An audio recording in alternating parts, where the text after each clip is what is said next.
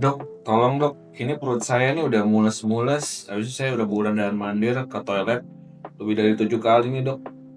Dan saya kayaknya badannya rasanya lemes-lemes nih, kayaknya kena diare ya dok ya? Oke, kalau gitu memang itu boleh dikatakan diare memang. Hanya disertai demam atau ada rasa yang lain selain diare itu?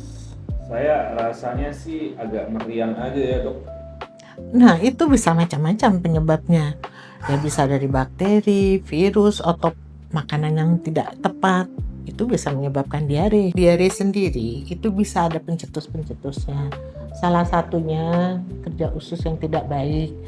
Nah, pada saat Anda memiliki sakit lambung dan juga punya riwayat istilahnya kebiasaan makan pedas, itu boleh dikatakan itu mengiritasi bukan hanya lambung tapi juga usus, sehingga dengan diare itu sebetulnya satu pertahanan untuk menjaga supaya zat yang beracun atau zat yang terlalu keras itu terserap oleh tubuh. Nah, keluarlah dalam bentuk diare. Jadi memang kalau seperti ini memang harus ada pola-pola yang harus diubah. Ya udah, nyesel dah saya. Tapi kalau misalnya saya habis itu langsung ke warung, kayak beli obat anti diare di warung gitu, boleh nggak sih dok sebetulnya buat pertolongan pertama? Ya, untuk pertama mungkin bisa saja. Artinya memang kalaupun beli obat diare harus yang pasti ya. Artinya kalau posisi begini, belilah obat diare yang sifatnya menetralkan. Jadi seperti mungkin yang mengandung arang salah satunya itu bisa bantu. Jadi menetralkan aja dulu. Itu untuk pertolongan pertama. Tapi kalau udah ini disebabkan oleh bakteri atau virus, itu harus didiagnosa oleh dokter, dan terapinya nggak cuman hanya yang bersifat obat yang bersifat arang aja, tapi mesti ada juga obat-obat lain.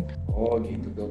Kalau misalnya kejadian seperti ini lagi, saya tuh harus balik ke dokter kapan lagi ya dok? Kayak tanda-tandanya, apakah saya harus nunggu sampai diare 7 kali dulu baru ke dokter, atau apakah ada tanda-tanda lain yang perlu saya perhatiin?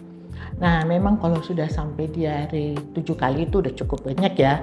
Sebetulnya lebih dari 4 kali dan ini berulang beberapa hari, itu udah harus segera ke dokter. Apalagi kalau sudah minum tanda kutip obat warung, lebih baik segera aja. Jadi sehari 2 hari segera aja ke dokter di hari kedua kalau belum berhenti.